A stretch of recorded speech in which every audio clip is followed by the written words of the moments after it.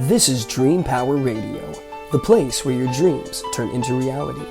Here is your host, Debbie Spector-Weissman. Hello, and welcome to Dream Power Radio on the amazing Women and Men of Power Network, the world's leading positive programming network, powered by Raven International. I'm your host, Debbie Spector-Weissman, the Dream Coach. This is a show where we talk about dreams, both daytime and nighttime dreams, and how you can use them to make the internal shift to a life you love and rediscover the truth of who you really are. Picture this. You're with a group of friends and you're trying to decide where to go out to dinner. Someone suggests that new Greek restaurant that's just opened in town. The others get enthusiastic about the choice. You, on the other hand, hate Greek food, but when you see how excited your friends are, you stay quiet and reluctantly agree to go along. Then nobody notices when you hardly pick at your food, because all you can think about is that horrible aching throb you feel in the pit of your stomach. What happened here? Simply put, you gave up your power, and instead of feeling good that you didn't make waves to upset your friends, you ended up making yourself miserable. Does this sound familiar? Well, too many of us give up our power, and often for things way more important than the trivial choice of what to have for dinner. And what does it cost us? And is there a way to reclaim that power? We're going to discuss this with my guest, transformational coach, teacher, and award-winning author and speaker, Christian De La Huerta. Christian has created several self-development programs designed to help people step into their power. And he's the author of several books, including his latest one, Awakening to the Soul of Power. Welcome to Dream Power Radio, Christian. Thank you so much, Debbie. I'm really happy to be here on Dream Power. And I love that introduction, by the way. Out of the dozens of podcast interviews I've done, that was like the best, most clear story that to really capture the many ways and the simple ways and the complicated ways in which we sell out on our power and end up saying yes, when inside we really feel no. Thank you very much for saying that. And I speak from experience because in the past, that was often my default position. I would always be the go along to get along person. So tell me, why is it that so many of us give away our power so easily? Yeah. I think most of us have an ambivalent, conflicted relationship to power. We want it, but we're afraid of it. And I think there are a couple of things that we fear. One is that if we really beed all of who we are, we really said what we were thinking and really expressed our desires and our dreams, that people would reject us, that people wouldn't like us, and that people, we might end up alone. I think we also fear that we might abuse it and cause harm to others. And no wonder, all we got to do is turn on the news on any given day to witness at least one abuse of power. And add to that the fact that we've been conditioned to believe that power is a bad thing. How many times have we heard power corrupts and absolute power corrupts absolutely? What they didn't tell us about that quote is that Lord Acton was speaking specifically about political power, not personal power. And add to that mix the fact that we've been conditioned to run away from our emotions. We've labeled them weakness, when emotions are neither strength nor weakness. They're not good, they're not bad. They're just energies coursing through our bodies. But we've been conditioned to fear them. We hate conflict. We avoid confrontation. So when you put all that together, we end up giving our power away. We end up settling for less. We end up playing small. And the sad part about it, Debbie, is that we do that for kind of lame reasons. Like we settle for an illusion of security, for a false sense of security, and for morsels of pseudo love. So it's time that we really redefine our relationship to power. Yeah, it's very interesting you say that, because I think when you say the word power to a lot of people, they think of political power. They think of that kind of, like a business power, something that's outside of them. But it's really very important to take a look at that when it does refer to ourselves. One of the ways that I talk about how we reconcile this for ourselves is that there's worldly power, or ego power, the way that the world looks at power. We tend to associate power with people who have money, who are famous, who are high up in some kind of hierarchy, whether it's a corporate ladder or some kind of religious institution or some organization. But the thing about all those kinds of power, that they're outside of us. And because they're external, they're here today, gone tomorrow. Whereas there's a different kind of power, which, like you were pointing to, we all have access to. It's inside each and every one of us. Nobody can give it to us. Nobody can take it away. We are the only ones who give it away for all those reasons we were talking about. And I call it soulful power. I call it spiritual power. It doesn't matter what we call it. It's the power that's within. And unlike worldly power, which always has an agenda, it's always trying to get something for itself. It's self-aggrandizing, so it kind of blows itself up to seem bigger than it actually is. Soulful power is about service. It's about making a difference, and it's humble.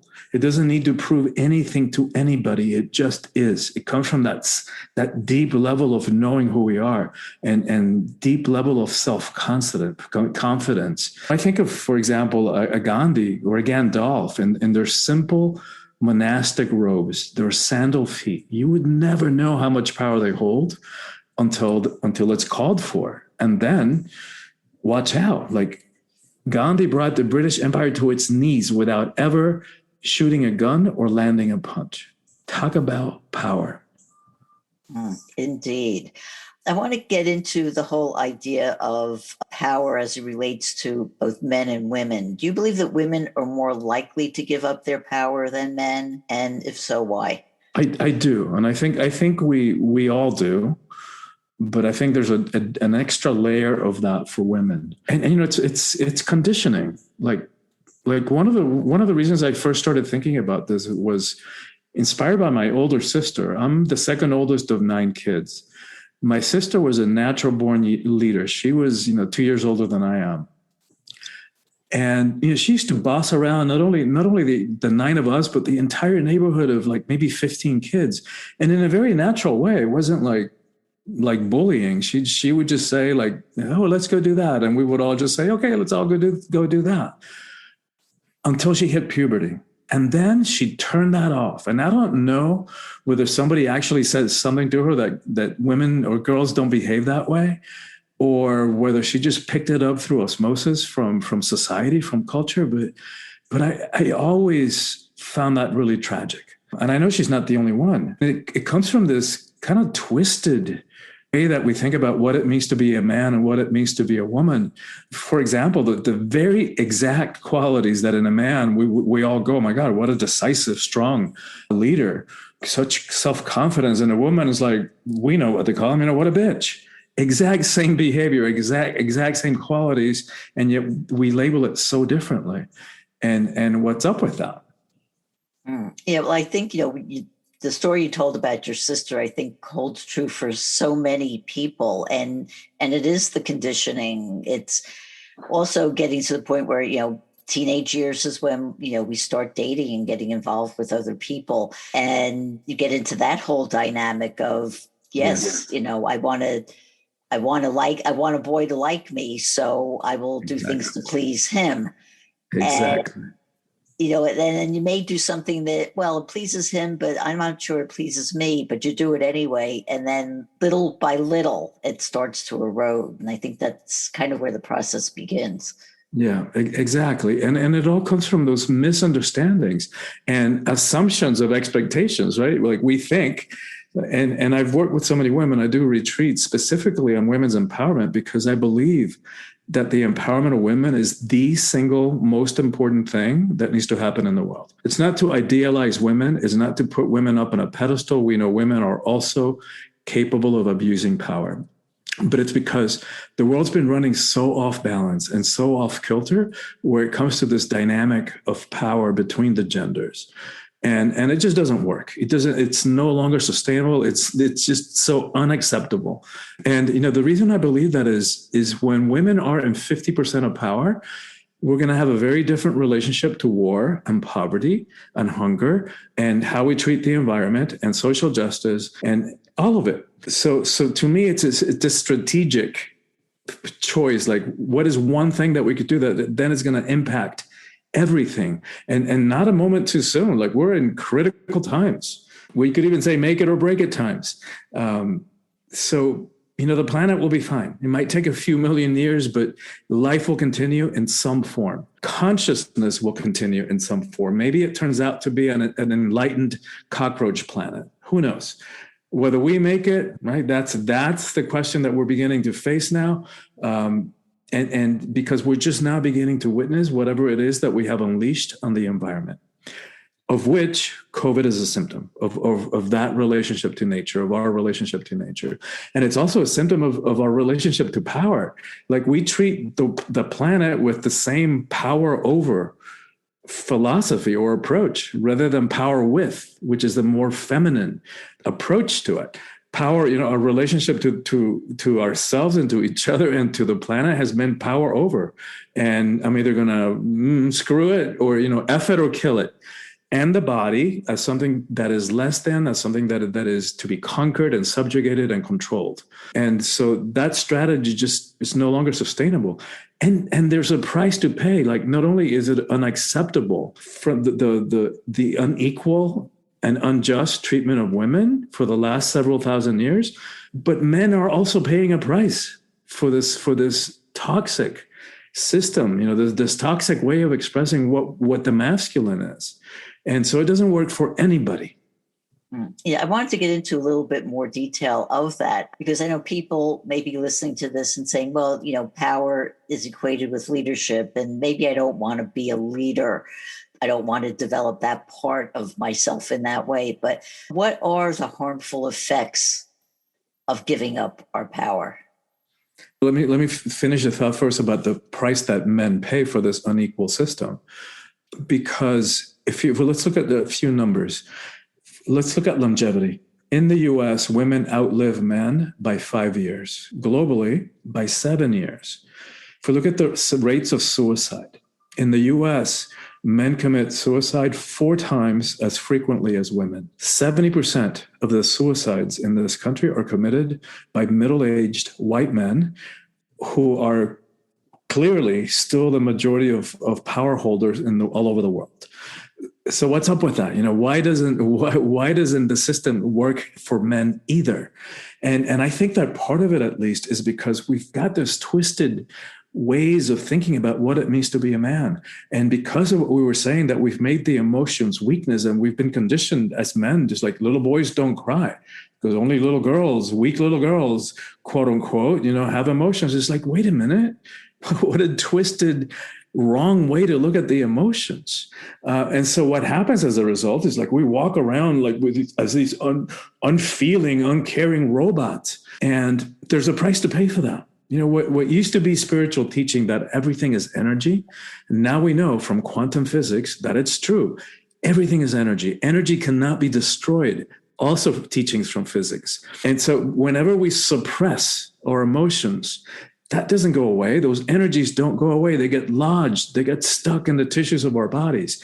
And that energy can only come out in one of two ways. Either we suppress, and then the next poor, unfortunate person rubs us the wrong way and we explode, right? All that volcanic stuff that's been brewing in us after suppressing it for so long just explodes inappropriately.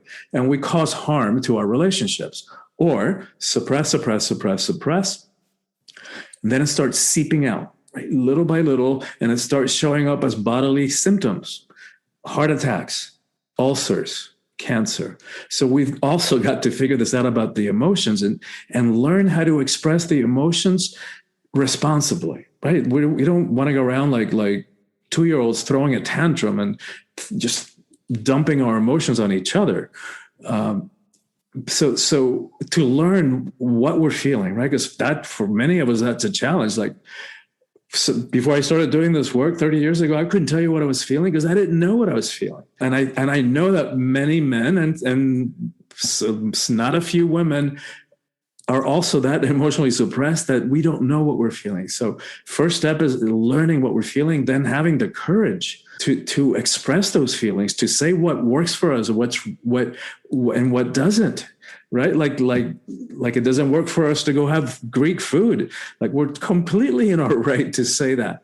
And so to learn how to express those desires, those preferences responsibly and to get in touch with our emotions and to communicate them responsibly, not just dumping them or accusing or blaming the other person, but owning that there are emotions, that nobody can make us feel anything, that those emotions and those wounds are in us. Otherwise, we wouldn't have those emotional reactions to when people do or say something. And so then to learn to communicate them also gracefully in a way that other people can hear them, not just pointing the finger and blaming, and you did this and you always do that. And because those don't work, right? So to learn all that is nothing short of mastery. So the complete opposite of weakness. It's like mastery level stuff. Mm-hmm.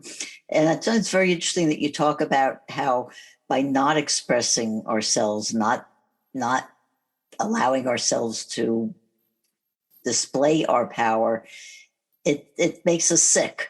In yes. mental ways, physical ways, and all kinds of ways. And I think people understood that, maybe they would pay more attention to what they're doing to themselves. But with that, it's time for a short break. We are speaking all about our power with Christian De La Huerta, and we'll be right back.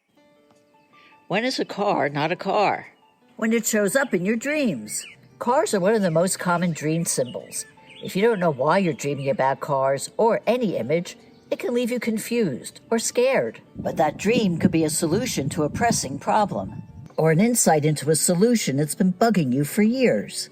Go to my website and sign up for a complimentary discovery session, and I'll help you understand why a dream is a terrible thing to waste. Go to thedreamcoach.net for more information. Welcome back to Dream Power Radio with your host, Debbie Spector-Weissman. Yes, welcome back to Dream Power Radio. I'm your host, Debbie Spector-Weissman, and we're speaking about our power, how we lose it and how we can reclaim it, with speaker and author Christian De La Huerta. So, Christian, in your latest book, you talk about the soul of power. So what do you mean by the soul of power? Well, it's what we were talking about before the break. It's the difference between worldly power and call it spiritual power, call it soulful powers. It's that power that's inside each one of us that we all have access to, that nobody can give to us. Nobody can take it away. We are the only ones who can give it away. And so, like a couple of the other differences, one is hierarchical. So worldly power requires that we push somebody down, step on them, squelch them in order for us to prop ourselves up and feel powerful. Whereas soulful power it doesn't believe in zero sum, like doesn't believe that there's a limited amount of power so that your having power takes away from mine, which is the reason that it's so that worldly power is so exclusive and that it's threatened by anybody else having power.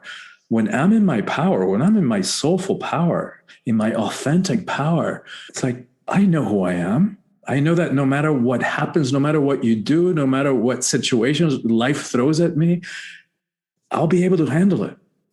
Right? So it's that power that's imbued in a deep level of self-confidence and a collaborative relationship with life rather than a victim or adversarial relationship with life. And those are some of the ways in what I mean by soulful power. The kind of power that is authentic, that is real, that is humble, that is more about power with rather than power over. I'm thinking now of situations where we give up our power. And unfortunately, a lot of people find themselves in toxic relationships, whether it's with a spouse or a family member or workers or whatever it is. It makes them afraid to speak up for themselves. So how do they break free of those restraints? Yeah, and that's, I don't know that there's a one answer fits all for that, because there are some abusive relationships which are dangerous. So there may be situations in which, like, you need, like, a professional intervention might be needed, or like you might have to find a way to extricate yourself from that. The ways that people do, find a shelter. That's a really tough one. And where do you draw the line? The question in terms of, like, more your average toxic relationships, in which our physical safety is not being threatened, the more that we step into our power, right? And part of the way that we do that is understanding the difference between them, so that we can stop giving it away. Like just cut that out. And so that's one part of it. The part of it is, the more that we deepen our sense of self, the more that we accept ourselves, which means love ourselves, and which means you have to know ourselves first in order for any of that to be possible. The more that we become self-referring, right? Meaning that we don't need any external validation. We don't need external approval. We become self-sufficient, not completely independent in the sense that I don't need anybody, kind of adolescent pseudo-independence, but more like this interdependence. It's like, I got this. I know who I am. I feel whole and complete within myself. And then a relationship is gravy. It's icing on the cake. But I don't need that in order to feel whole, to be complete, in order to be happy. That's like extra in life. It's an extra blessing in life. So anything we are guided to do to strengthen our sense of self, that's primary. And so there's no easy solution. It's a journey. It's a process. And that's why I say that it's a heroic journey. That this book is part of a series of 3 titled, the series is titled Calling All Heroes. Like, what does it mean to live heroically in the 21st century when we don't have the horse hitched outside, or most of us don't, and the armors and the demons to slay, except the ones in our own heads. So what could a person do? Let's say they're in a relationship where they don't feel their power. What's the first thing they could do to make that first step to get back their power? Yeah, well, and the really important step too. The first step is like what we're talking about, understanding the different types of power. And then understanding the patterns becomes important too. Like, do we tend to give our power away in romantic, intimate, sexual relationships? Or what are the triggers? Do we tend to stuff ourselves and stifle ourselves in relationships with authority figures, like parental figures, bosses, coaches, religious leaders, kind of thing? And so it's all about self-awareness. And so to me, those are the primary steps.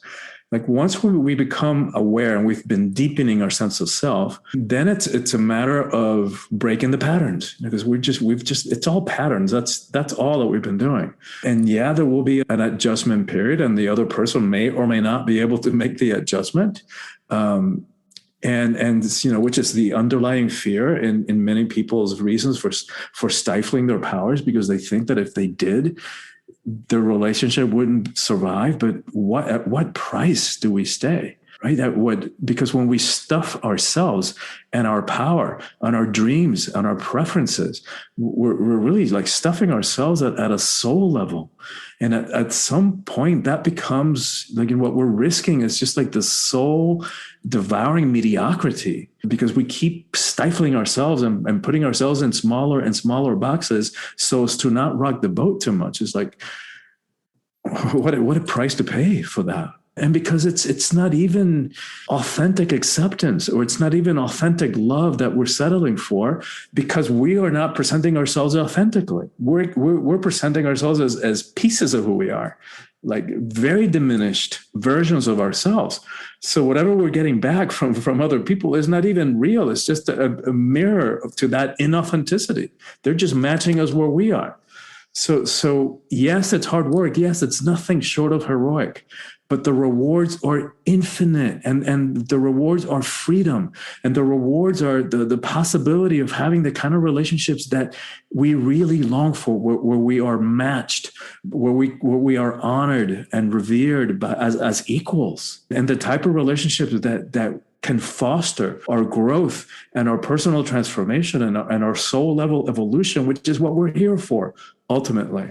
And I think so many people would hear that and say, that is wonderful. That's what I want. What often holds people back is that fear of, oh, if I make a change in my life, what's going to happen? You know, am I going to lose my friends? Am I going to lose my relationships? And sometimes that fear is so overwhelming that it keeps people from making those kinds of steps. So how do you recommend dealing with that fear? Yeah, you're asking amazing questions, really great questions. So yeah, to the ego mind, which is another whole other conversation that we don't have time to get into today, but to the ego mind, which is not really authentically who we are. It's just a tiny part of who we are, but we've allowed it to think that it is all of who we are. So think of a baseball. When we put a baseball in the center of a stadium, that's what the ego is. Who we are is actually the stadium. And we've allowed this tiny, tiny part of who we are to think that it is all of who we are, and to make really important, critical, consequential choices from its very small, limited, and always fear-based perspective. So when we feel that fear of change, it's the ego's fear of change. It's not our authentic stadium. The authentic us, the stadium part of us, is not afraid of change. The ego's function is to maintain the status quo.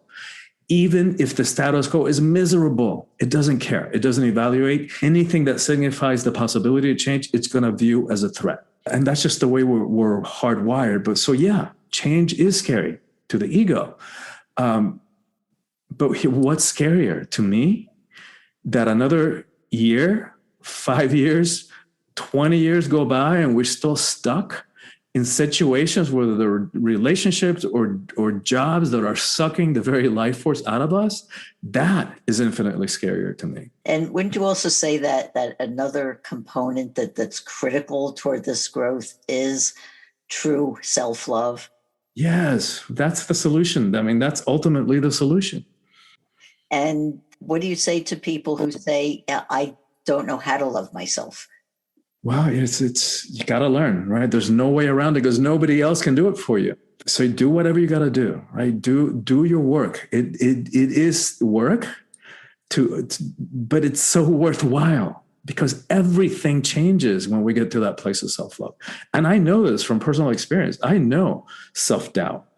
I know self-hatred even. My adolescence was one long depression with suicidal thoughts. And these days, no matter what happens, no matter the details, the circumstances of my life, a relationship works out or it doesn't. A project succeeds or it fails, in quotes.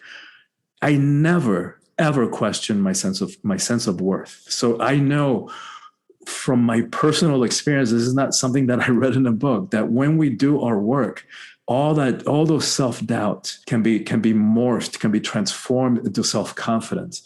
And that self-hatred can be transformed into self-love, deep, deep, deep self-love that doesn't depend on anyone else outside of us. Nobody can give that to us.